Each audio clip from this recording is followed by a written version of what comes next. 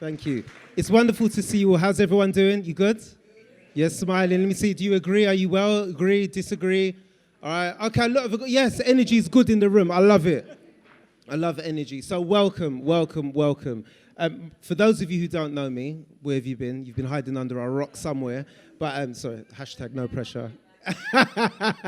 Definitely. So I'm Kevin Brazant. I'm a senior educational developer here at LCC. Yes, big up, Jenny. Thank you.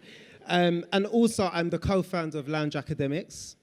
My exhibition is actually just here. So at some point, I invite you to come over and have a look at my exhibition, along with everybody else's work, of course, but check mine out first, please.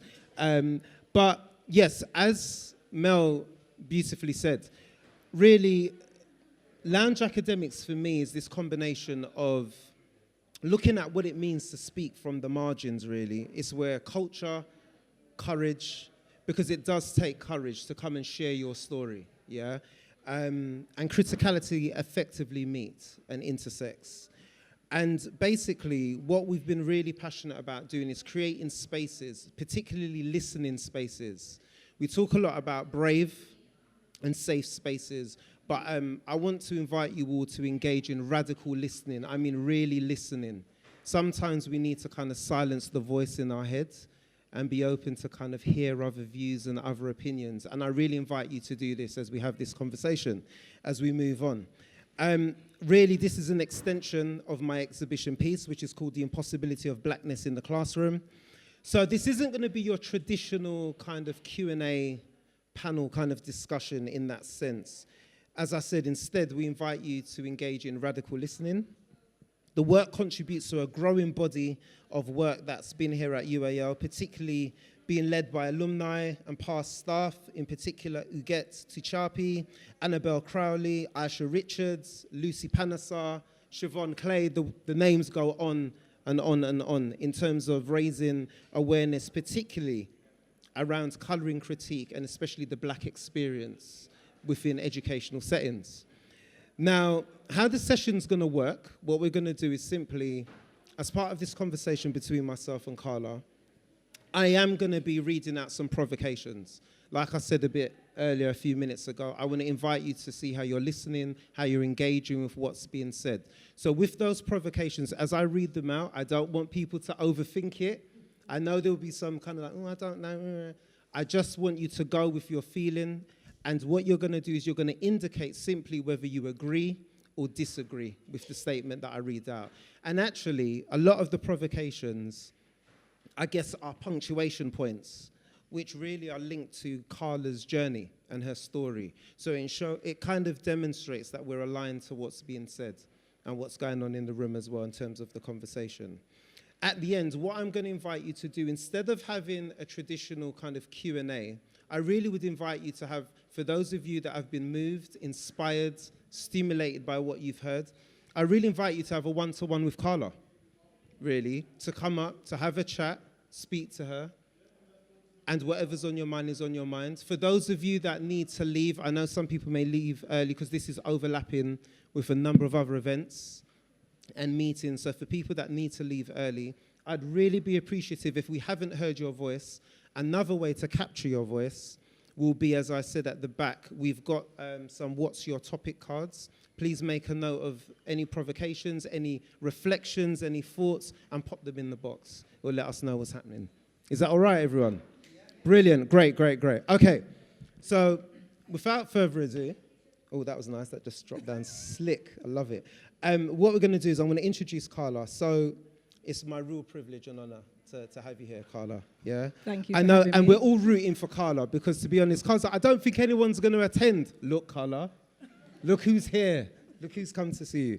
So basically, Karla is an abstract, expressionistic contemporary artist with over 25 years in the fashion industry, whose practice fuses texture, sculpture, and narrative, from transforming mannequins into woven sculptures and into exhibitions, and also had recently been at the Trinidad and Tobago High Commission and had collaborations with Puma, Netflix, and Karla's journey is ultimately one of resilience, reinvention, and radical creativity.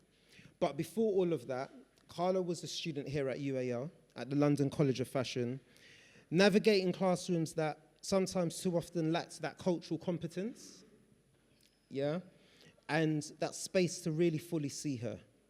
Her story speaks directly to our theme, the impossibility of blackness in the classroom.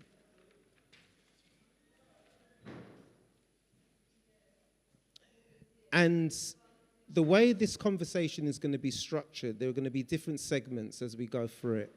And the first segment is really about exploring this idea around margins, exploring the theme of exclusion and belonging, and how that's experienced by people of color, particularly the student experience. So this talk really is about amplifying the student voice here. And that's really what we're focusing on here and centering. So I know, Karla, obviously what led us to this conversation right now was very much some of the experiences that you had at LCF. And you did speak around that lack of maybe cultural competence in recognizing your work and seeing your work and your expression. And really just to open this up and for us to kind of have this conversation, from your perspective, what does it mean to belong, okay, or not to belong in an educational space? And how has that experience shaped your practice and your artwork today? Okay, first thing, can you guys hear me? Yeah. Loud and clear? Okay. I would like to say thank you for having me. I'm slightly nervous, but I'm stepping into a new me, should I say. So bear with me.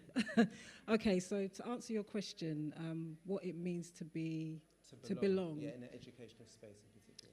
Okay, so when I went to London College of Fashion, I was making clothes since I was 14. So when I had my first interview when I was still at school, they had basically given me an unconditional because of the amount of work that I had done, because my parents, who were sitting in the front, shout out, Mum and Dad. Supported me. Yeah. Supporting you now. Yeah. So they've been supporting me since I was at school, even throughout my whole creative journey. And they bought me a sewing machine, so I was making clothes for myself, my friends. So when I went to the actual interview, I just had so much clothes, so I got an unconditional. So anyway, going to London College of Fashion, I was just excited. It was just, a new space, new people. I was with people. I think I was like going on 17. I was with people that were like in their 30s, 40s. So it was a different kind of environment. So I just had a lot of excitement. And as time got on, it just happened in like little increments. I found that one of the things that I remember from being at London College of Fashion is that in order for me to receive the grades that I wanted to receive, like distinctions and things of that nature, I found that I was having to tone down my creativity. So when I was speaking to my tutor and getting feedback, it wasn't like how they can harness and develop my creativity. It was more like, oh, just do it this way. And when I did it my way, I just basically got passes and merits. But when I did it their way, I got distinctions. So from that perspective, I don't feel that I felt like I belonged per se, but at the time, you're young and you're just excited. You just want to, get the course done and learn as much as you can. And what was the other question? So belonging and... Yeah, the sense of how that kind of experience has maybe shaped your practice. Yeah. So I should speak into the mic. Yeah. Yeah, how that sorry. shaped your practice. Yeah. Can you hear me? Can you hear me now? Okay. So there was one other thing that stood out for me, and one of the reasons why I didn't go on to do a HND and a BA, because I basically did a national diploma in fashion design and technology. And we had an end-of-year show, and one of the mood board that we had, or should I say the inspiration we had, was buildings.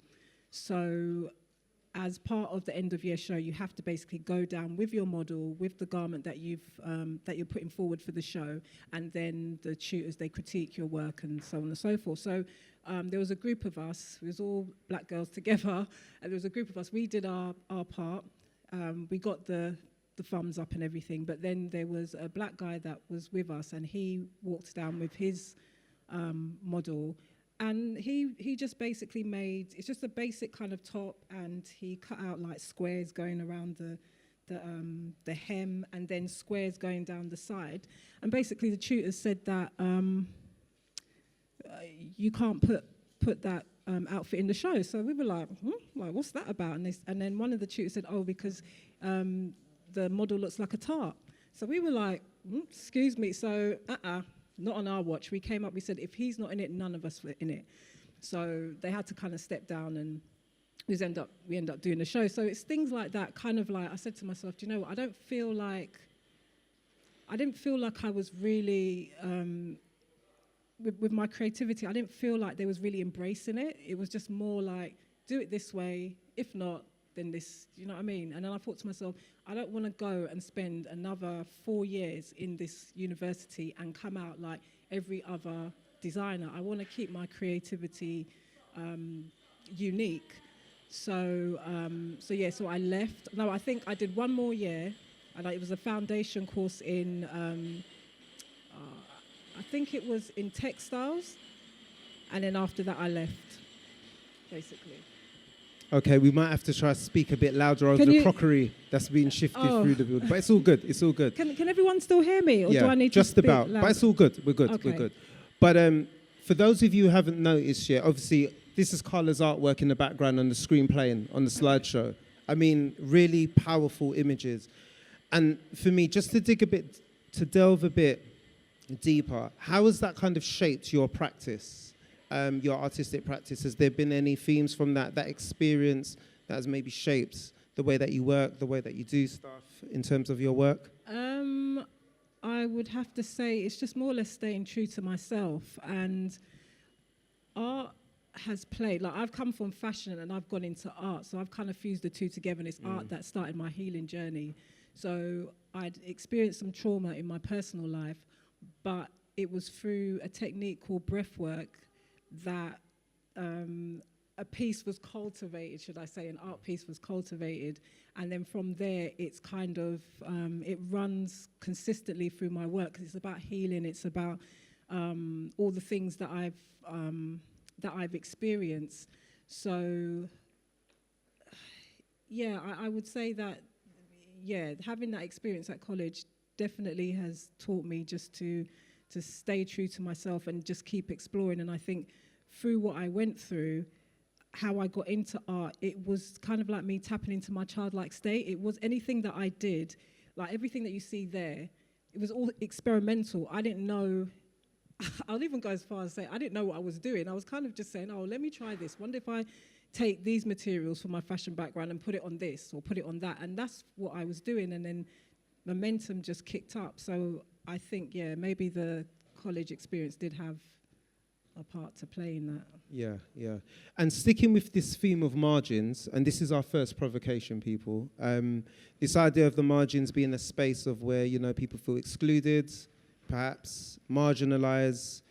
I guess my first statement for you all to consider, and like I said, you just need to single your view by just flipping agree or disagree with the laminate cards. And the statement is, the margins are where the most authentic creativity is born. Do you agree or disagree? See, I've seen the faces. He was like, okay. Of lot agrees. Okay, thank you. Yeah. So really looking at the margins as being a space of finding authenticity as well, finding one's true self and their voice as well to be accepted is definitely a key theme. So, Karla, obviously, sticking with that theme, I know you work with a lot of discarded materials, like mannequins, and you turn these into very powerful sculptures.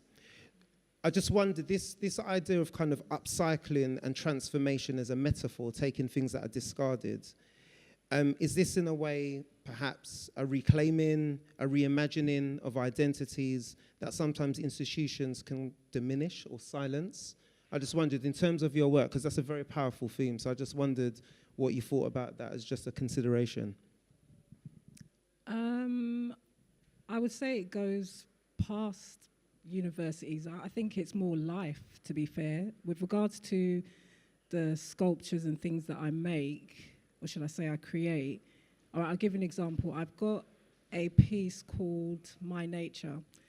Now, when I went to the haberdashery shop, I saw this busk. It was like battered, it was like all marked up and everything. So if I was back in the fashion industry, I wouldn't buy it because obviously it's not going to do anything for my clothes. But I saw it and it's like I could see the potential in it. I was like, you know what, I'm going to do something with her. And she sat in my house for like a good, 3 months before I even did anything. And I actually created a beautiful piece of artwork out of her. And I just think that with the question that you asked, me upcycling these mannequins is that, okay, using that as an example, all the marks and dents and stuff that you saw on the mannequin is kind of like what we experience in life, but obviously it's not showing, it's in the inside.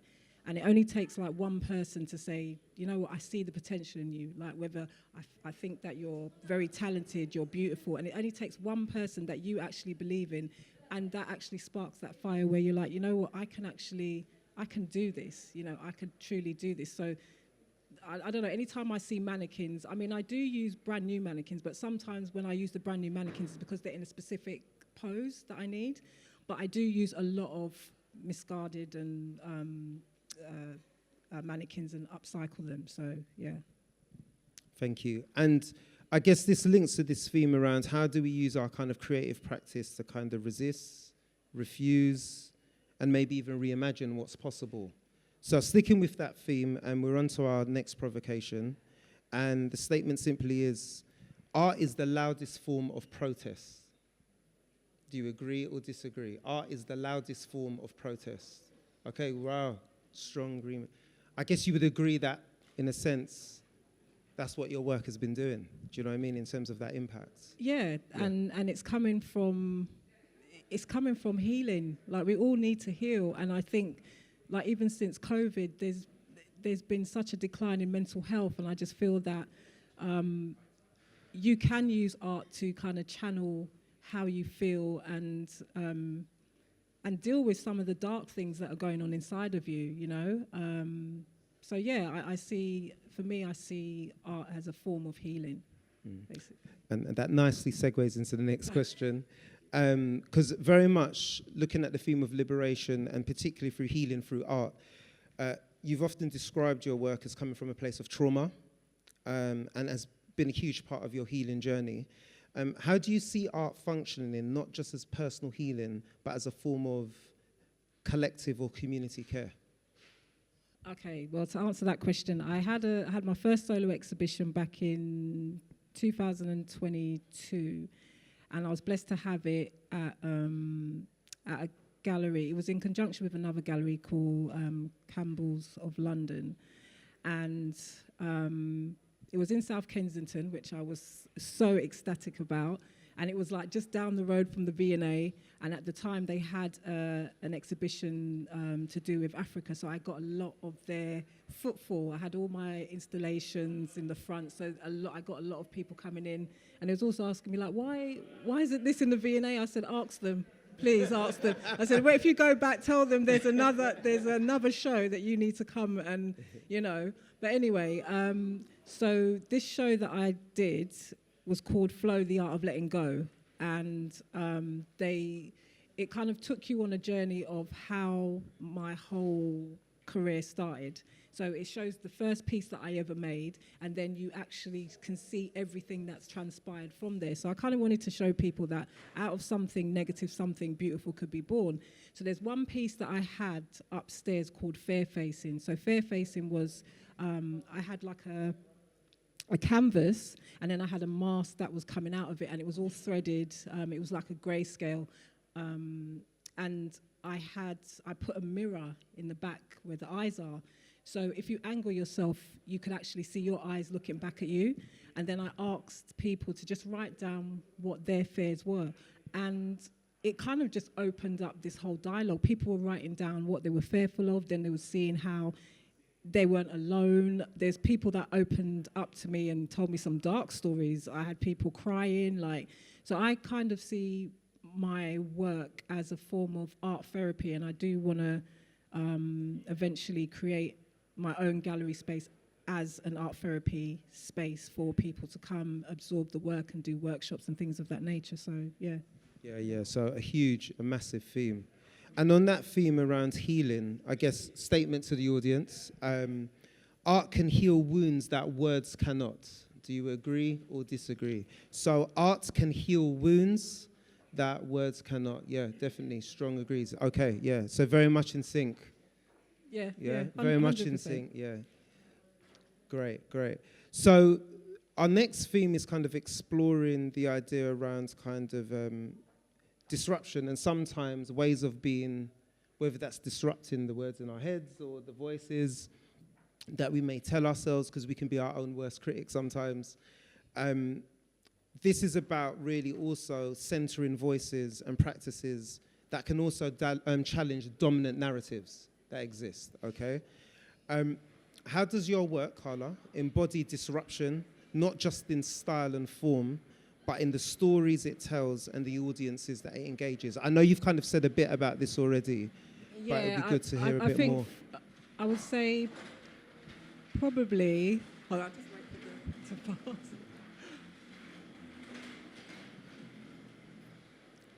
Yeah, I would say it would have to be, the disruption would have to be my vulnerability. And I think by me being vulnerable through my work, it allows other people to be vulnerable, where there might be some people walking around with this hard exterior, but by them seeing my work and seeing how vulnerable I've been, then it might make them want to be a bit more vulnerable with their loved ones or just people in general. So I would say from that perspective, I think that's where my art disrupts, from a vulnerability and mental standpoint, I think. Okay, great. Yeah, that's cool. That's fine. Thank you. And this idea of, anyone who knows me, I'm always talking about disruption, disrupting the discourse. Anyone that knows me, I'm always wanting to disrupt things. I love it. I was always that disruptive child in the class. But what I will say is, obviously, to disrupt those narratives, to make those changes, some people often see this as necessary to kind of break up systems and to break that up. So the next statement that I've got for you is, disruption is the only way to change broken systems. Do you agree or disagree? So things need to be disrupted. Okay, strong agrees. Okay, definitely. And as we talk about disruption, we're moving into this area of really thinking moving from the margins to the mainstream. So effectively, as we've heard in terms of your story, Karla, you've gone on to talk a lot around, rejection, but you've kind of used that. And I guess the key thing here has been that rejection from initially pursuing a career in fashion. And now from that experience, you're fusing elements of arts as well. So it's become a form of art for you as well in terms of the fashion experience and journey. But moving from that rejection to international recognition, you've had collaborations with Puma, obviously on Netflix's Supacell. How do you navigate the tensions between mainstream validation and staying true to your identity and your vision as an artist? That's a tricky one. I have to be very transparent. I still find it challenging. I'll be very honest with you. When you work so hard, and for the years and years I've been working, as I said, like my parents have been there from day one, so they've seen me, late nights. I've done so many things that it's got to the stage where, sometimes you feel like, okay, when is it going to be your time? You get people seeing your work and they say to you, oh, you should have blown by now, like what's going on? And then in your head you're thinking, oh, I feel the same way, but and I think because my work is very tactile, and in order for me to get my work out to more people, obviously it's about going through social media, but with social media, sometimes people don't get it, or they don't stop to actually really absorb the work because they say, oh, that's a nice painting, even though I've put as a hook, this is thread art, or sometimes I've even gone as far as saying sewing thread, because I get people asking me, I put it in the description, I put it in the title, and then they say, oh, this is really unique. What is it made from? It's just like, did you read the caption? So for me, sometimes I feel like I'm a small fish in the big sea, and I'm just learning to be, how can I put it, to look at it as being of service, because that's why I create. I mean, first and foremost, I create for myself, but also it's to be of service to people. So it's like removing that from the whole validation thing and just kind of focusing on just creating. Because if I won the lottery today, I will still be creating regardless. So I know that I'm doing what I'm supposed to do. And what I've started to do is stop looking at the likes and the engagement and start looking more at the views. Because when you have a gallery, people come in and view your work. Yes, you might get compliments and stuff like that, but it's about, you know, getting your work out to as many eyes as possible. You could touch someone's heart and they don't have to tell you. But the point that you've actually put it out, that's the main thing. So, yeah, that's what I would say. No, thank you. And I know you've started to talk about this a few questions back. We was talking about creating a space for others that can come in and other creatives to kind of connect, particularly people of colour as well. But I guess building on that, how do you see your work opening doors for others to kind of belong, to thrive, and to create differently? That kind of sense of creating community through your work further?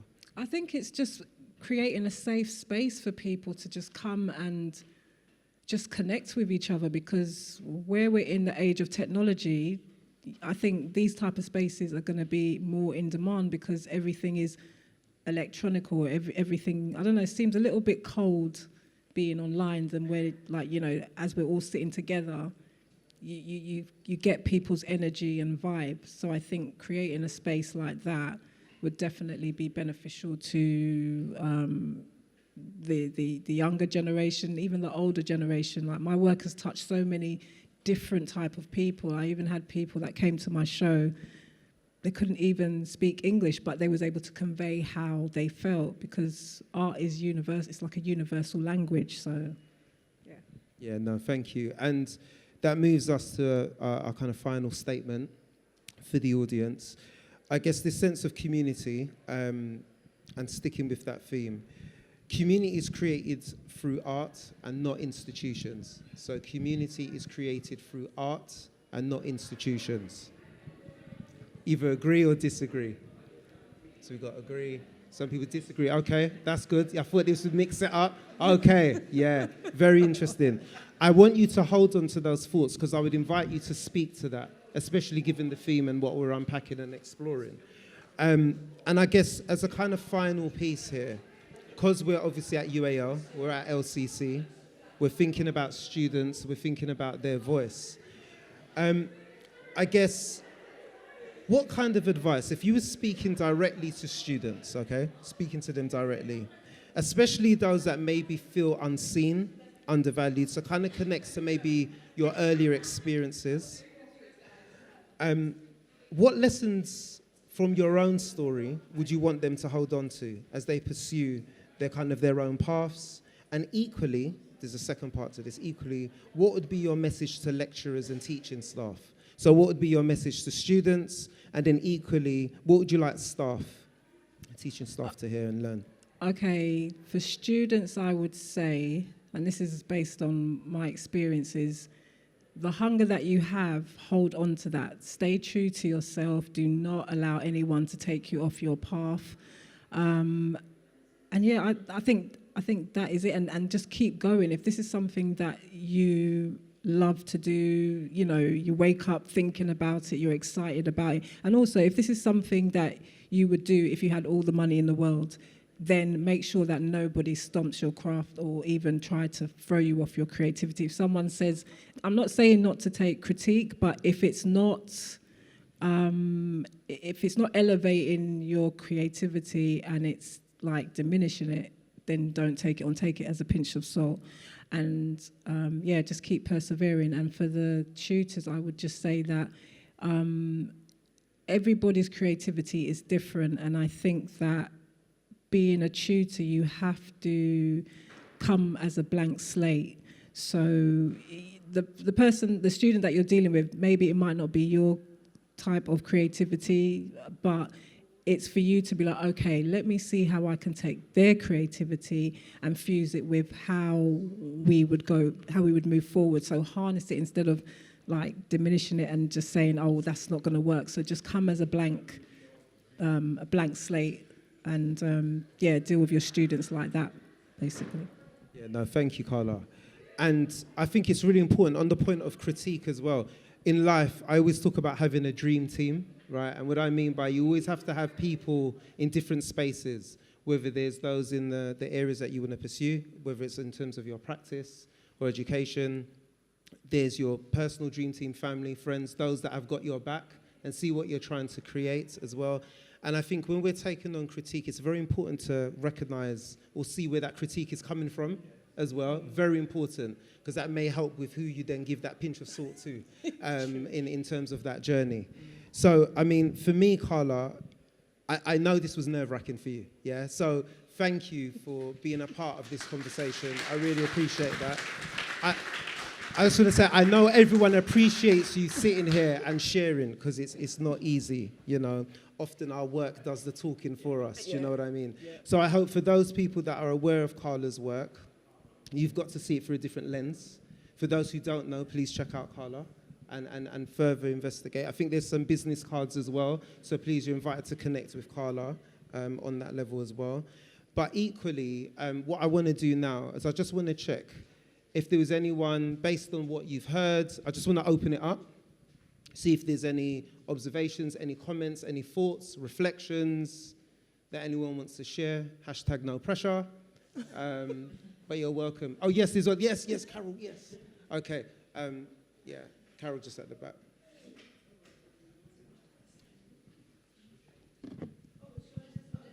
No, we want to hear you, Carol, we want to hear you. No, we want to hear it through the mic, thank you. Kevin, thanks so much for bringing this together, and hello, Karla. Hello. I'm going to be really selfish, actually, and just say that I'm one of those people who does a lot of Netflixing and chilling, and I found Netflix really amazing in terms of beginning to understand cultures around the world, whether it's Nollywood, whether it's K-dramas, whatever. And Supacell, and your work as an artist, the question I have, I'm just formulating it now, but just to go back to being a Netflix and chilling person, I sit and absorb these dramas all the time in my house, thinking this is amazing. And I've always had a question about how does this industry deal with artists? Mm-hmm. How does it deal with the people who come and create these amazing dramas that we sit and absorb in our front rooms? Mm-hmm. So I wanted to find out from you, what was it like working with that industry as an artist who talks about being of service, who talks about doing it for the love, not for the likes? What was that like? I'm just really interested. The way how it came about was it was really crazy. That piece that you saw in the actual series was an actual piece that I'd done for a restaurant in, up in South London. It was called Zion London. They've changed over now, but it's been there for I think since COVID it's been there. So the owner was good friends with the producer, and every time he came to the restaurant, he always would comment on the art piece that was there. And he said that, do you know what, I'm putting together a series, and I would like to have that in the show. So I knew that it was going to be in the show, but I don't know, I didn't. Because it happened a long time ago when I was told, but obviously I think it took about 2 years for it to come into fruition. So I didn't know how it was going to be shot. I know that they basically they was going to shoot it at the original restaurant, but they couldn't do that. So they had to kind of remake it somewhere else, and then they basically delivered the piece over to the place, because the guy really wanted the piece in the shot. So everybody that I saw it for the first time. I thought they might just walk past it, but when I saw my work was on there for like a good, just under a minute. That's like, come on, a minute. So for me, that was an amazing it was an amazing feeling. But still, I still do feel like I'm being of service, because there's a lot of people that have seen my work said, that's your work. I'm sure that's your work. And then when they saw me speak about it on my Instagram, then they were like, yeah, that was your piece that you created. So yeah, it was an unusual experience, because it wasn't something that I pitched to them. They saw the work and they were like, they want it in the show. So yeah. Brilliant, thank you. Terry? Yeah. Oh, Terry, wait, hold on. Microphone's coming, Terry. Yeah. Thank you. Thanks. On that same point, I would just like to know whether you were in the credits.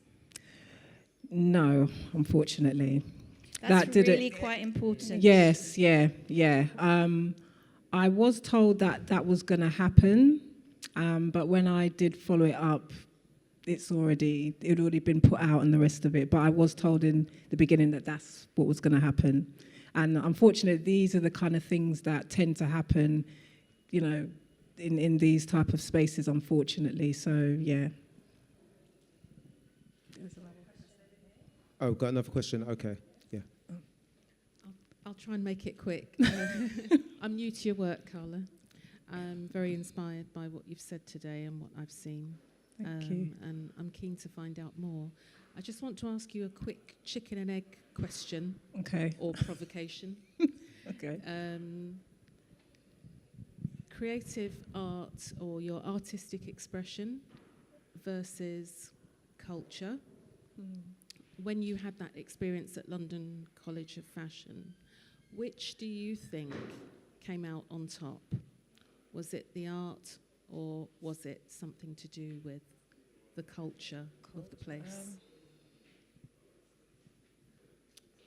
Could you ask that again? It's right. When you were at LCF, yeah, you said you had a few challenges. Yeah. You weren't able to necessarily express your work the way you wanted to. So, artistic expression versus the culture of the place. Which came out on top in the end? So when you say which one came out on top for me, or... Yeah. So I guess this point of... From your perspective. So there's been true to yourself with your authentic expression of your work, or did you have to be seeking validation? Did you kind of toe the line and this is what they expected? Is, I guess, being quite raw to the point about it, yeah. I would have to say my artistic expression, because I didn't continue. I thought, no, like I'm not going to stay in this space for another 4 years and you mess up my creativity. Hence why you didn't get the full... That's why I didn't get, I didn't go on to do a HMB or a BA, because I was like, my creativity was more important, because I saw the designers that came from London College of Fashion and St. Martin's, like they all kind of had similar characteristics. I don't know, it was just, you could tell a designer from St. Martin's from London College of Fashion, and I was like, you ain't taking my creativity away from me. So I would say my creativity. So it would be fair to say that you've actually established a separate culture? Within myself, I would say, yeah. And I think 100%. That just goes to being true to yourself and believing in yourself, because if you don't, then who else is going to, And also it's important to stress, but not everyone feels that way. Not everyone feels that they have the strength or the resilience to be able to say, do you know what, I'm going to do that. Oh, and just to kind of bring the other side. And there's also one thing that I also wanted to say to the tutors as well. Sometimes when you have a certain way of looking at something, if you're dealing with a student that's not strong-minded, by you making a certain comment, can actually sway them away from their dream. I didn't really care whatever they said, because in my head I'm just like, I'm still doing what I'm doing, but not everybody is strong-minded like that. And you have to be very mindful what and how you say things to people, especially you don't know what their mindset is like. And if they're really hungry about what they're doing, and then you come and say, oh, well, that's not going to work, or no, I don't think you should do that, blah, blah, blah, then you could actually have killed someone's dream in their infancy. So, yeah, I just wanted to mention that. No, that's fine. Just to say, I think Amita, you wanted to, go for it. So Amita's next, and I can see the... Oh, was Jenny? Sorry. Okay. Is that why Jenny gave me daggers? Sorry, Jenny. I'm presuming on my friendship with Jenny right now. I suppose this is linked to this, is the importance of resistance. And I'm just wondering, because I know you're saying about, your inner creativity, and I think that's quite hard to define what that is, and how much of it is connected to resisting hegemonic ways of doing things, right? So in one way, I suppose I'm interested in knowing what you think about this, about whether that year that you had at LCF and the feeling of resisting the dominant narrative, how much might that have affected your art as well? Not in a bad way. I mean, I genuinely just mean like in a critical sense, because what if that year, even though it didn't shift you towards the dominant, it might have shifted you as resisting the dominant, and that may itself have changed your art? Oh, okay. I think I see what you're saying. How can I answer that?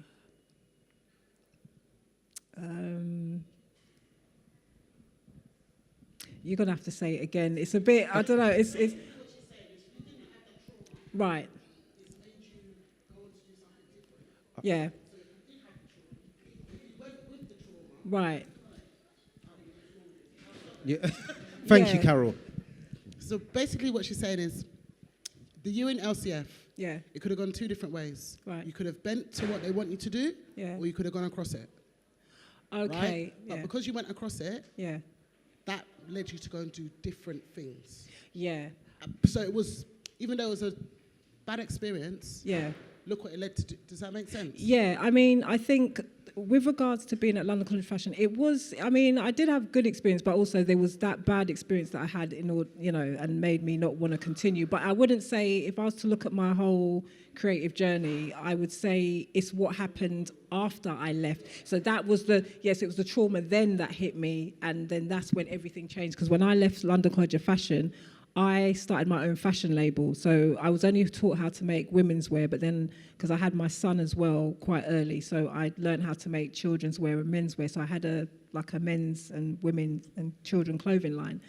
And then that's later on down the line, that's when I had the trauma, and then that's when everything, and then that's when I went into art.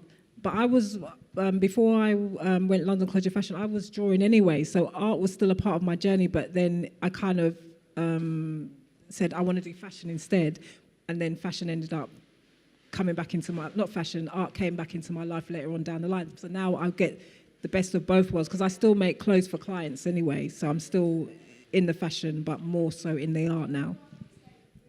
So to answer your question, I hope that answers your question. And just to quickly, before we come to Daniel as well, just to say, that's where I think, and thank you for picking up on that, Amita and Michelle, that's why in terms of the framing and journey, oh gosh, daggers. So, right, and in terms of the framing of that, that's why this impossibility of blackness in the classroom, I think for me, I would say as an illustration, as a living, breathing case study of that approach in terms of disruptive humanism. And this is why I talk about disrupting the discourse, because for us, I do think sometimes we do need to have that introspection, that reflection. We need to have maybe those external things that happens for you to truly see your true calling. And sometimes even though it came from a critical incident or from a form of rejection, actually you can find your greatest path and be liberated. I know I'm testimony to that, and I definitely believe that you fit that bill as well in terms of your work, and that's why I wanted to have you here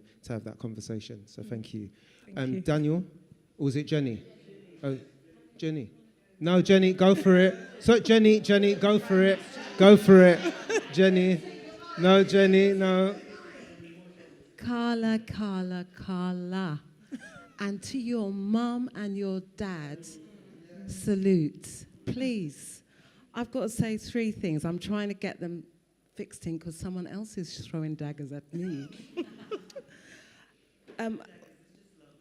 Thank you, Carol. Thank you. It's just love. Just getting Playful scared. love, yes. One was around pedagogy, teaching and learning. And in your example, you talked about what happened to you, and then you talked from giving an answer around what advice you'd give to students, what advice you'd give to tutors. But I'm saying you should be teaching here. We are needing people like you that because of bad pedagogy left.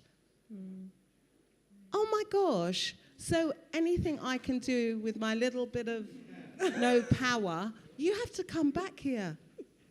You have to teach. And you have to do the goodness that you're talking about because it's missing.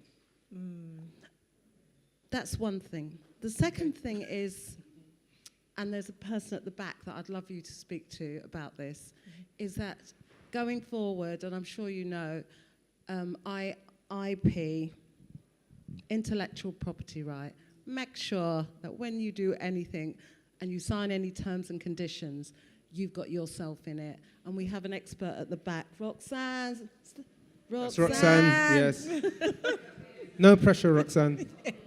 And lastly, I just want to say thank you for coming here and speaking. And I think you've got more stories that should be in a book or something. Trust me, I've got a lot of stories. I only think they just should be in a book. touched on. But I just want to say thank you, and I look forward to you teaching here. Speak it into existence. Thank you, Jenny. No, Thank you. Powerful. Thank you so much. Daniel, and then I believe it will be Terry afterwards.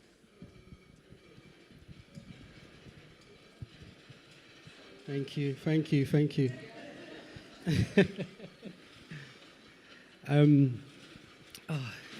Hello, Karla. I'm Hi. Daniel. I'm new to your work as well. It's magnificent. It's very absorbing and engaging. So I want you to know that. I know you spoke earlier about arts touching people, and you don't necessarily know how people feel, but I'm letting you know how I feel. Yeah, Thank you, Daniel. I appreciate that. I guess my observation and my critical thinking and radical listening. Like it. Yeah, it's allowed me to kind of consider this question. So first I want to say that you spoke about belonging, and I think belonging is really important. And in institutions like this and other institutions that you've been a part of, like the film industry and other industry, the art sector, there's a lot that is spoken about in regards to DEI, so diversity, equity, and inclusion. And you spoke about belonging. And I think I only know a few people that add the B to it, which is for belonging. And I think it's very important because I think a lot of people, they can get the understanding of diversity and equity in some sense, and you can make places and spaces inclusive, but that doesn't necessarily mean that you belong. Yeah? 100%. And so when you spoke about, and related to what you were saying in terms of what you would say to students and teachers, I want to know from you, through your journey, did you find spaces to belong, or did you create spaces of belonging? That's a good question. I'll be honest with you, I'm still looking for a place to belong. And having my solo exhibition would answer your question of creating a space to belong. And that's why I'm so hell-bent on creating that space. I do have a few things in the pipeline I don't really want to get too much into, but eventually what I want to do is create an ecosystem space for creatives like myself who belong.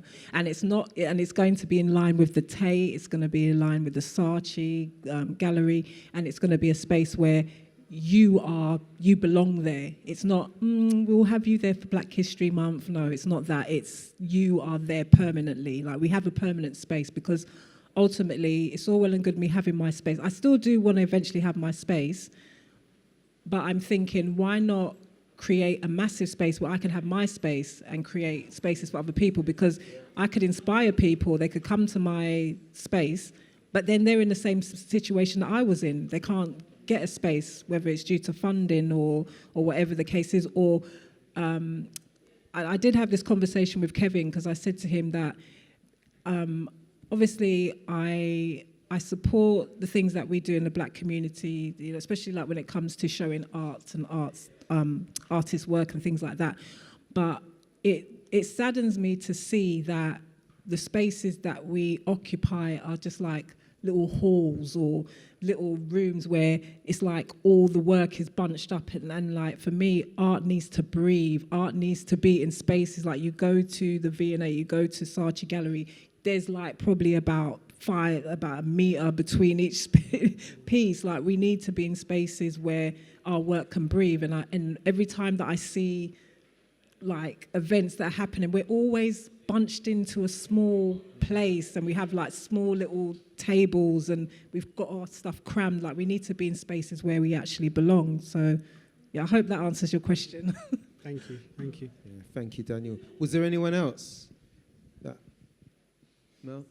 Oh, Terry, yes, Terry. Sorry, no, it was Terry and then Jean. You sure? Do you want to? Because you've spoken already, so you sure you're both going to have a fight about it? No? No? I'd like to see that. No, I'm joking. No, I know. Let's go with Jean. Jean, Jean. And then we'll go to Terry. Right. Actually, I've got a very loud voice, so I'm sure it won't be the mic. Thank you. Well, thank you. Can you hear me? Yeah. Oh, right, okay. Thank you so much for coming. I've literally just been enthralled by your story, and also just going back in my mind over shared and similar experiences, which is just a common theme. And just to your mum and dad, who are still here in the front row today, supporting you. And a lot of people have actually asked a lot of questions that I would have asked and commented on certain things. But I just wanted to get your view on appropriation, because, particularly during the pandemic, George Floyd, Black Lives Matter, all of this, there was this huge movement to sort of like coin all of our hard work and reinvent it. And being immersed in that artwork, I think, is the easiest thing to appropriate. So in 2025, what are your views on that, and how can we reclaim what is rightfully ours? I think the only way that we can really reclaim what's rightfully ours is to start creating our own spaces. And when I say own spaces, I'm not talking about little halls and I'm talking about institutions where, we feel we belong, we know we belong. That's the only way, because, like, I get offered to do shows and things like that, or shows come up and I'm like, do I really want to do that? Like, I want my own I want a permanent space. I don't want to be moving around constantly, pop up here. Like, we're pop up. We come under pop up, clothing line, pop up here, pop up. Everything's a pop up. Why can't we have our own permanent spaces? So it will be a case of getting people who actually own land, or people who, generally really want to invest into the Black community and can actually purchase land for us and spaces where we could have our own space. That's the only way it's going to happen. The more that we get allowed to put ourselves in certain spaces, the more that that's going to keep happening. So I just think you just have to create your own space. Yeah. Thank you. Thanks. Terry?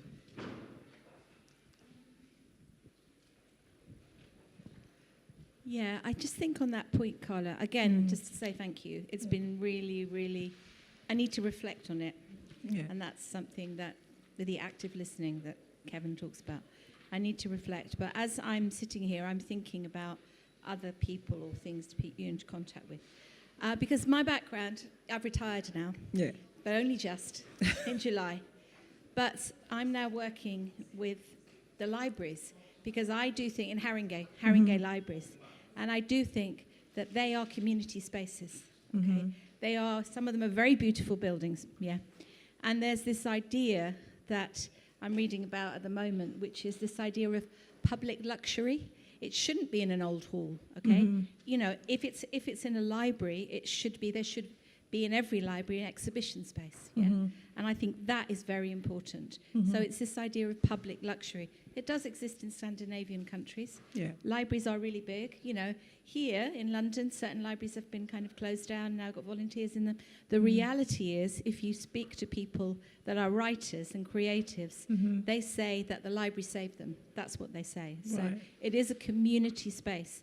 So I think it's a kind of radical thing that you're saying, and I think it probably comes from the American director who happened to be black and who just bought some land. Can't remember what he's called, but anyway, somebody help me out now. Tyler Perry. Sorry? Tyler Perry. Yes. Yeah. Tyler Perry. And basically, he bought his own land, yeah? And he decided that he was fed up with what was going on, and he bought his own land, and he brought in people that were black directors and things like that, and he created with film studios. That's the way he did it. I'm not saying that's the way that you should do that, because I actually think, you know, if we are talking about social justice, you know, at the moment, you know, and we are looking at, Labour Party don't like talking about it, but there is something called, and they've never talked about it when they had a chance to. But the reality is, there is something. It's 10 billion, money that's come from government. They're keeping it very quiet, and basically, it's all about spaces, open spaces.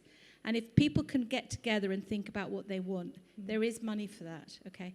And in Haringey, there's 1.5 million. I've only recently found this out, and it came out on the 25th of September. So yeah, we do need to talk about that, but it's slightly different, yeah, because obviously because we're talking about social justice and we're talking about all those things. But I do want to mention something else, because I think Jenny's point is important. You should be working here, but I think at this point, it's about getting you in to talk to the teaching the teachers, yeah? So on the PG Cert and the MA, to be listening to something like this as well. And I think it should be done not online. I think it should be done, you know, in this sort of sense where, you know, a room is found and the people that are learning to be teachers or doing an MA or doing a PhD can come along and listen to your work. I think that's really, really important, and learn from it. So those are my 2 points. Concept of public luxury, and there is money if you know where to look for it. Okay, thank you. Thanks, thank Terry. you. Cheers, thank you for that. I just wanted to check, were there any other kind of burning questions, any points? Because I don't know how many students are here, but it would be great, I don't know, maybe you've heard something, maybe you might want to speak to what you've heard or not, but I would also like to really invite you to kind of, come forward, share your thoughts, your reflections, where relevant. That's okay, that's cool. Sometimes we might want to just listen and take in stuff. So I see you kneeling. You're moving forward. No? Okay, it's all good. So unless there are any other comments, anything, I want to kind of, okay, all right, go for it. Margarita, yeah. Just at the back, yeah. And I guess this will be our kind of final point before wrapping up.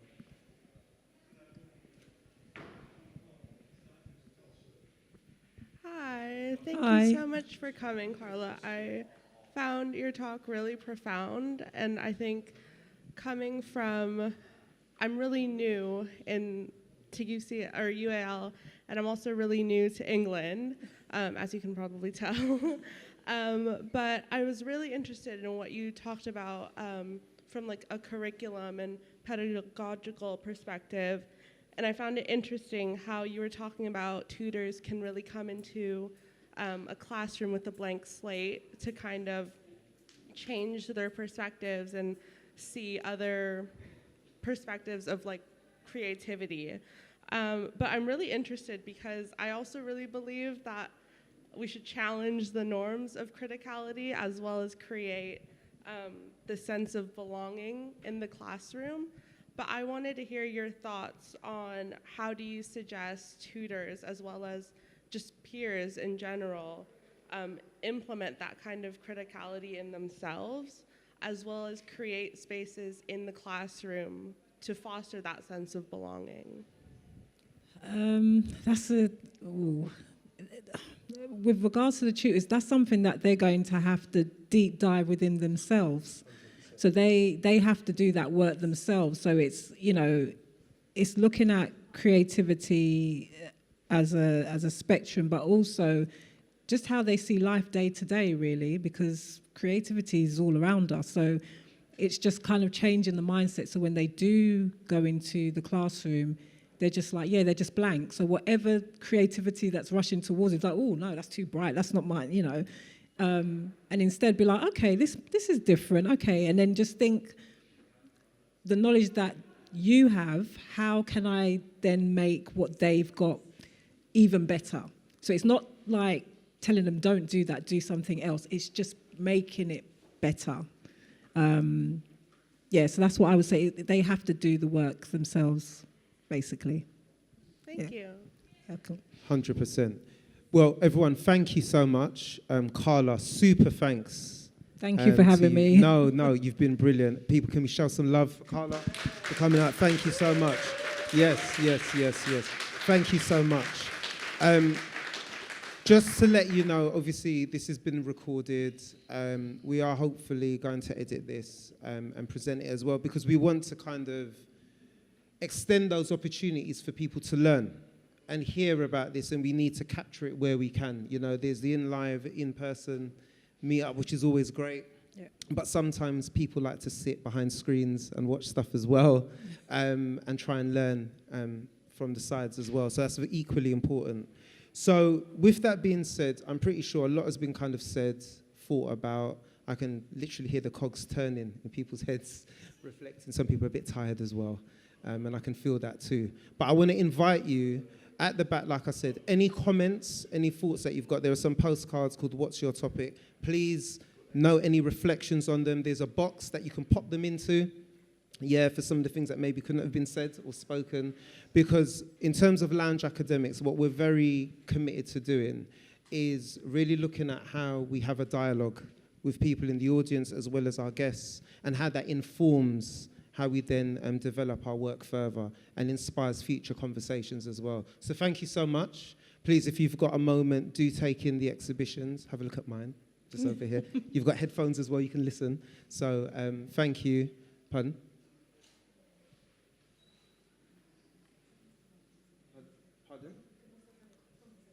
Yeah, I hadn't finished. Thank you. Sorry, I hadn't finished, but thank you for reminding me. You can also have a conversation with Karla as well, who is here in the flesh. And Karla has Yaz is my co-host. So normally Yaz is up here, and she keeps me in check, so she's doing that now from the sidelines. Thank you.